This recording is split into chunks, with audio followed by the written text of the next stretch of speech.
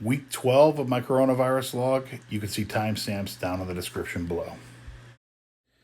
Saturday, May 30th, day 76. Just a sad day in the country.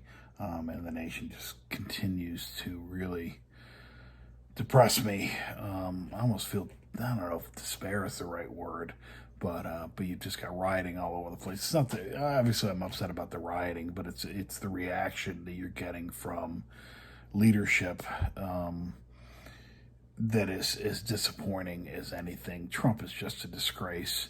I've always told my daughter that when you run into a situation, you've got two options. You can either throw water on it, kind of calm things down, be a strong and calming influence on a situation, or you throw gasoline on it. And Trump is doing nothing but throwing gas on this.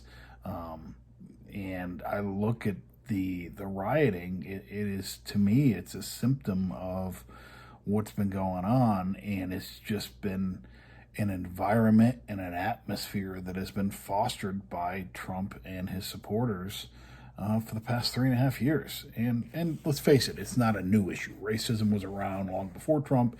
It is a bipartisan issue. I am fortunate to be a straight white male.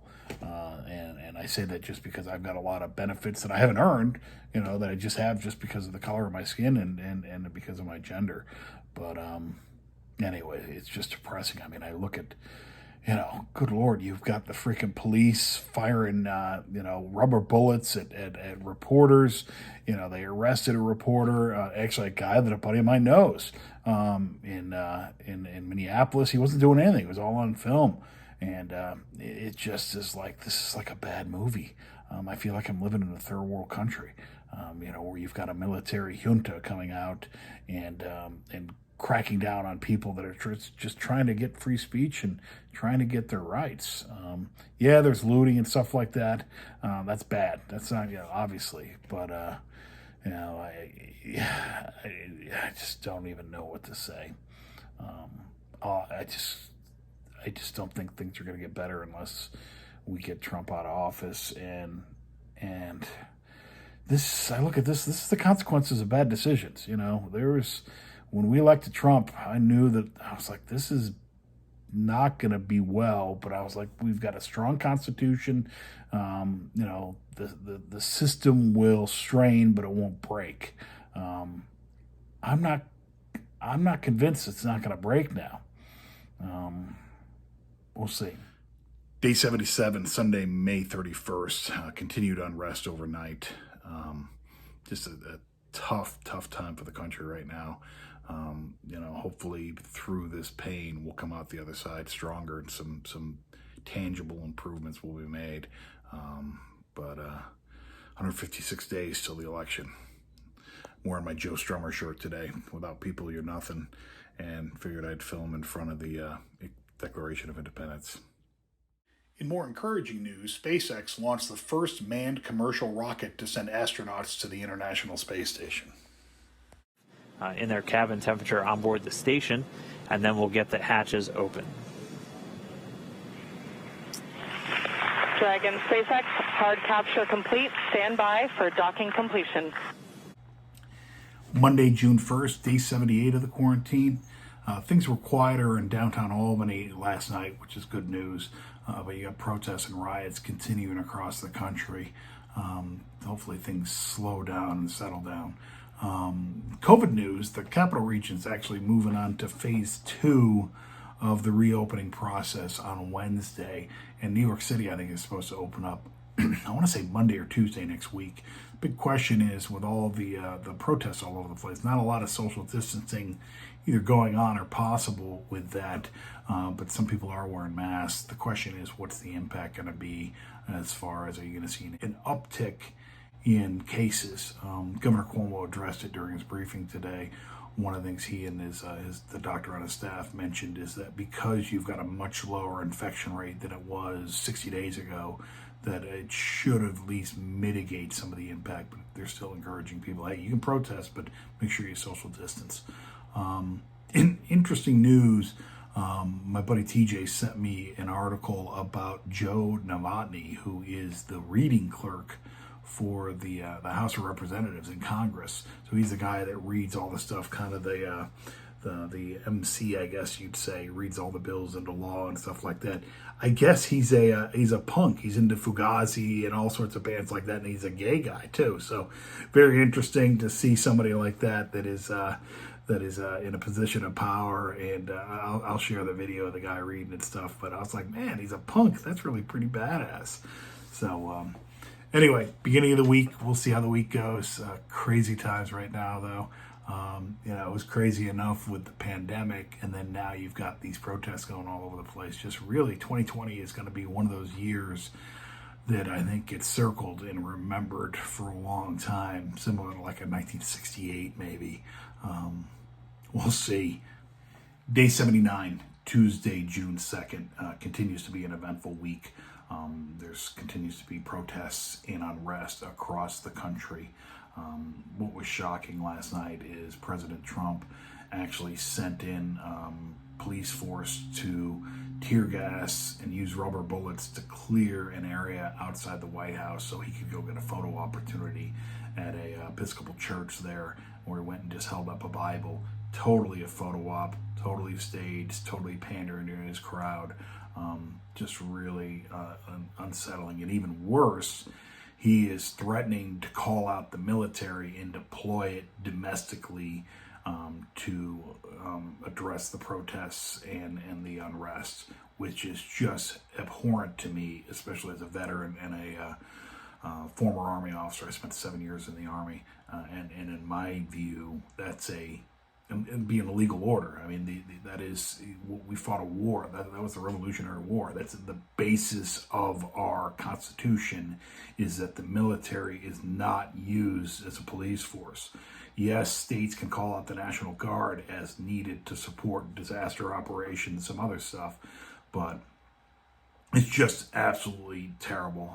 Spoke with a friend of mine who's a retired lieutenant colonel, lifelong career military guy, solid guy, and he has the same opinion, that it's just absolutely abhorrent. He's actually been speaking out quite a bit about it as well, and actually reached out to a friend of my father's and asked him, hey, is this what 1968 was like? And he said, yeah, it is. He's like, and I'm scared, and I don't scare easily. So just really troubling times, as I've continued to say. And like I was saying to my friend, the retired colonel, I hope this is more like 1968, not for the unrest, but more along the lines that 1968 was a period of unrest that we then progressed to a better stage of the country, more civil rights improvement. So growth, and growth is rarely comfortable, and not 1933. Which is a whole other thing. Let's hope that it's more 1968 and less 1933. But Trump just continues to be a destabilizing force. My opinion to him, and I've discussed this with several of my friends, is that every other president I look, they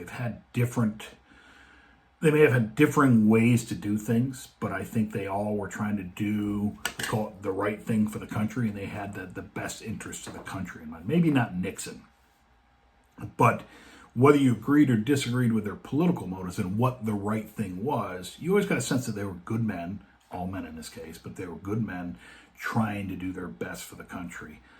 For Trump, I don't get that impression. I get the impression he's doing what's best for him. There's a Game of Thrones quote out there, that my nerds hanging out here, where they talk about Littlefinger, and they say, he'd burn the country down if he got to be king of the ashes. And that's what I see Trump doing here. He's going to foster division to try and benefit himself and his party. I mean, the GOP is no longer the GOP. I was a Republican. I left when Trump got elected. He has completely subverted that, and now it's purely the party of Trump. But back to calling out the military, I mean, do we want Times Square to look like Tiananmen Square? You just don't do that. That's a line you don't cross. Going back to Roman times, that's crossing the Rubicon. That's what Caesar did. When it ceased to be a republic and became a dictatorship in ancient Rome, he took his army and he crossed the Rubicon River into Rome. So we'll see how this goes. I think it's all theater, I hope, but we'll continue to see what happens. In other news, the music industry, the entertainment industry, is calling this Blackout Tuesday in support of the Black Lives Matter movement. And what they're doing is basically, they're all doing different things, but it's all meant to be in support of that. Like, for instance, the local radio station, 102.7, is doing, the beginning of every hour, they're doing 1 minute and 2.7 seconds of silence in honor of it. Other places are doing 8.5 minutes of silence, which is the amount of time that George Floyd took for him to be killed by that police officer with his knee on his neck. So continued just challenges facing the country. And I did this really to document the coronavirus side, but there's a lot more going on. Just 2020 has been crazy so far. We'll see. Day 80 of the quarantine, hump day, Wednesday, June 3rd.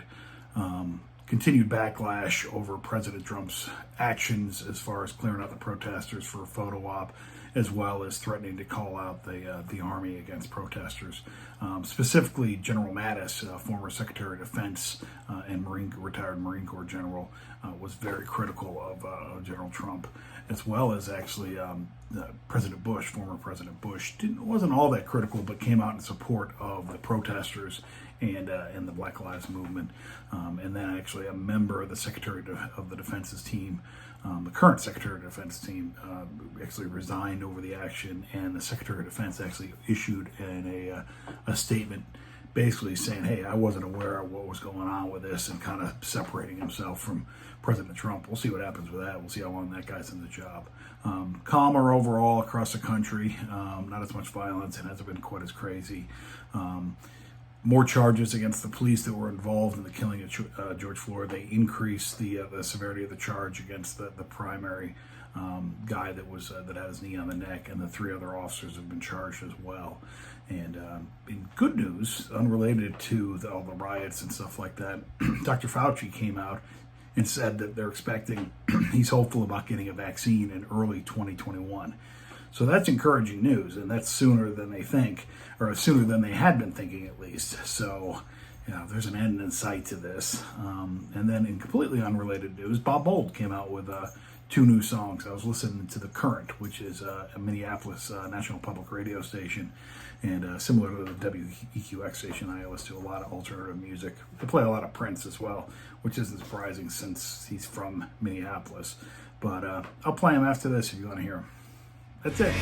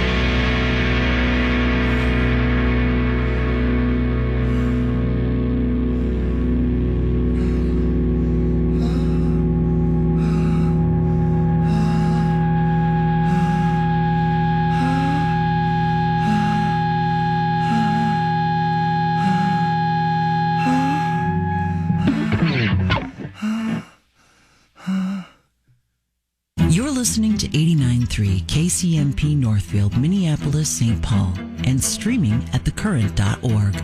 The Current, listener-supported music from Minnesota Public Radio.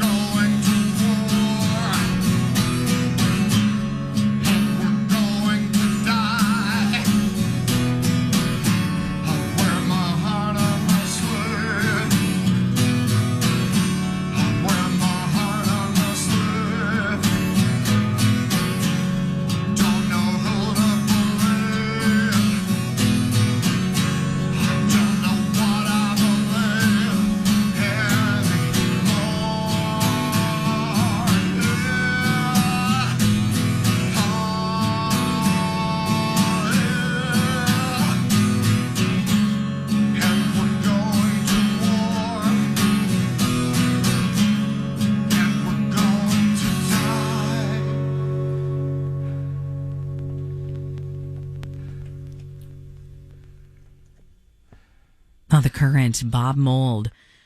2 new songs in a row, Heart on My Sleeve. And before that, boy, that one kicked right in the beginning, didn't it? American Crisis from Bob Mould's forthcoming record, just announced. It is called Blue Hearts, his 14th solo album. And it has a different sound, a different tone than his last record, Sunshine Rock. And it is coming out on Friday, September 25th. It's not too bad, maybe like now we'll just do Instagram shows and then like play the good cities that we like. And then the cities that were crappy to us, we'll just say, nah, we're not playing you anymore. Yeah. No, I'm scared of the virus. Can't go to that city. Yeah. I hear you're having an outbreak. Right. I heard there was an uptick. Yeah. We're out. Yeah, we're out of here.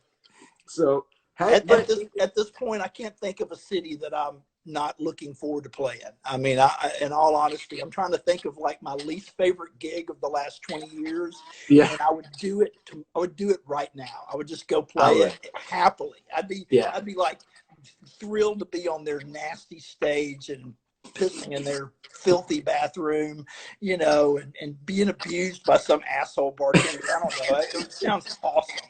It does. There's like seeing a bartender sounds awesome. I would love it. You know that venue out in the middle of Pioneer Town in California, that Pappy and Harriet's? You know that place? Never got to play it. Oh, it's awesome. But there's no bathroom. There's no it's like a public full on saloon door bathroom vibe. You best not have to go. Right. But even there I would be like, let's do it. Yeah. Sure, I'll play in the bathroom. I don't care. The place is awesome, though. It's awesome. Day 81, Thursday, June 4th. It's funny. Here we are in the middle of a global pandemic still.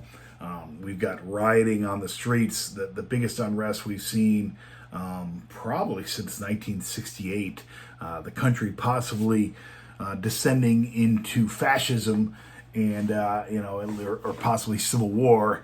And it's amazing at the little things that still bug me, even in the midst of all that things. Like I got a notice from Amazon. I use Amazon Subscribe and Save, which is it's a monthly subscription. You can have them send, they send toothpaste, they send deodorant, coffee, so a bunch of different stuff. You can just sign up to have it delivered on a regular basis. Most of you probably know what it is, but I still can't get fucking toilet paper. I'm like, it's gonna get back to normal. Thank God I've still got enough, and I can get it at Stewart's or at the store apparently now. But fucking Amazon, my regular delivery keeps getting canceled. And honestly, I look at that as like, that's going to be a sign of things getting back to normal when I get my fucking regular toilet paper delivery from Amazon. Not only that, it was driving the shit out of me. A buddy of mine was texting me with another guy, and I could not get the group text to work on my iPhone. Every time I try and send something, it would say, message not sent, or send failure. I was like, fuck. And it was stupid. It was over who were the most iconic Oakland A's, which is kind of a random question, and we went through. I went with Raleigh Fingers. But you've had a lot of guys do time with the Oakland A's, but not really a lot of great. Catfish Hunter was there, Ricky Henderson, Mark McGuire, Vita Blue was the deep cut that somebody came up with. But anyway, this is the fucking context we're talking about, and it's annoying because I can read it, but every time I send, it churns, and then it would say message send failure. I'm like, fuck. So finally I went and updated my operating system. I didn't even have the little icon that told me I needed to. It just said, oh, there's an update available. So I went and did that and seemed to fix the trick. But anyway, it's funny how, in the midst of, that's small shit. I was kind of joking with my buddies. I'm like, yeah, I'm going to add this to the list of the hardships that I saw during the 2020 pandemic that I tell my grandkids about. Pretty hot day today. Took Sammy out for a walk. She's so funny. She loves going for walks, but when it gets hot, she's a little well, not all that little, but she's a black dog, so I think she gets hot pretty quickly. We got halfway through our walk, and all of a sudden she's like, I don't want to go anymore. I'm like, we're like a freaking mile from home. We just can't stop here. So what she'll do is she'll stop, and where there's shade and there's grass, she'll just lay down and roll in the grass, which I'm sure calms her, or not cools her down quite a bit. We did that like 4 times. I'm like, all right, and I'm doing it over lunch. I'm like, I got a 1 o'clock meeting. I got to get back, kiddo. So anyway, challenge of the day, a little less dark than my previous. I know a lot of my posts this week and late last week were pretty dark and grim, but shit, pretty dark and grim and troubling times. So that's it. Day 82, Friday, June 5th. Just wrapping up the week. It's just before noon. I actually just went and got a bunch of vinyl, actually.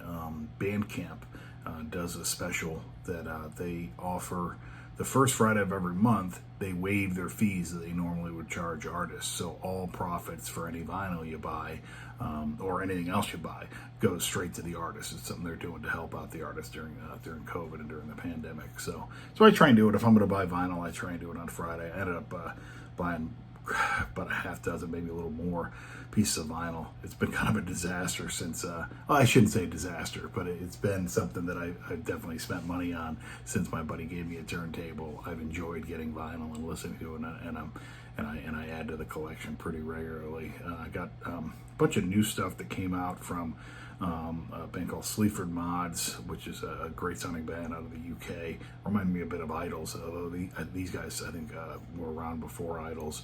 The Warriors, who are out of New York City.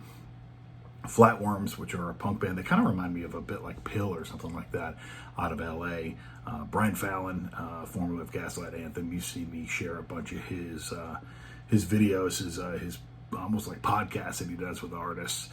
He's got a new album out, and I was actually supposed to be seeing him, I want to say July 3rd, I think it was. Him and Laura Stevenson down at the Colony in Woodstock, but obviously that's not going to happen. And that's one thing, I keep getting these notices for all these shows that are canceled. It's just almost, the system just doesn't, my phone and my calendars don't clear it out. So they still remind me. It's kind of salt in the wounds. And then it's funny, I actually got some stuff that I couldn't get it on Bandcamp, but one of the albums I got, I think it was Sleaford Mods, couldn't get it on Bandcamp, so I went to Rough Trade, the record store, and I'm like, well, let me get this. And then I didn't meet the minimum requirement to get free shipping, so I was like, well, shit, I'll buy another album. So I threw a Pogues album on there that I didn't have, their first album, and I go to check out, and I'm like, I still don't have free shipping. I was like $3 short, so I went out and added a Clash album that was like $5 more expensive than the Pogues album. Now, what I should have done is taken the Pogues album off and added the Clash in, and then I would have just barely met the minimum for free shipping. But of course, I left both of them. I'm like, oh, I'll get all three.